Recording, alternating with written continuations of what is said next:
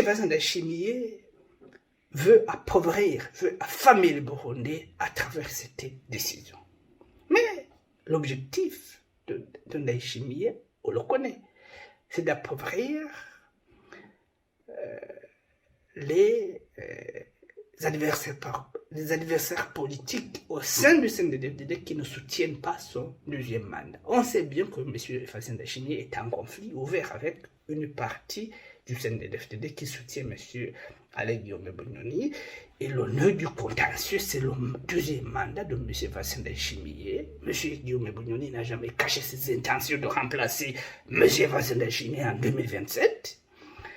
Et M. Evariste Ndayishimiye a pris des dispositions pour affaiblir le camp Bunyoni en utilisant la justice pour anéantir M. Bunyoni et certains de ses supporters.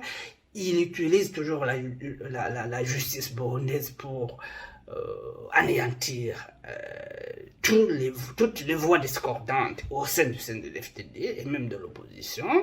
M. Evariste Ndayishimiye a pris des décisions présidentielles qui ont mis en chômage une grande partie des supporters de M. Bunyoni.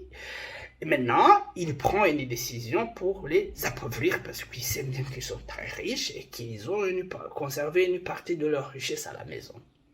Mais ce qu'il oublie, c'est que il n'a pas le droit de spolier au camp burundais. Il n'a pas le droit d'attenter au droit de propriété de chaque Burundais, y compris de ses adversaires politiques. C'est pas comme ça que ça se fait.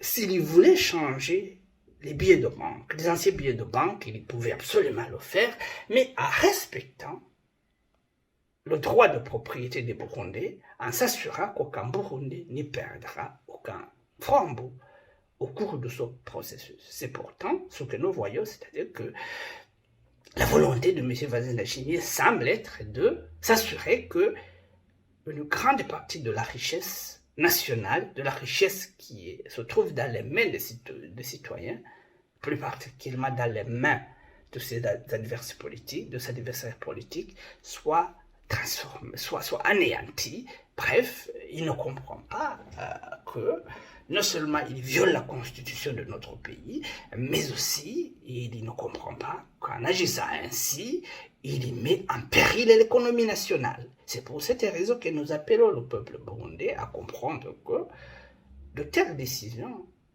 ne peuvent pas être considérées comme une normalité.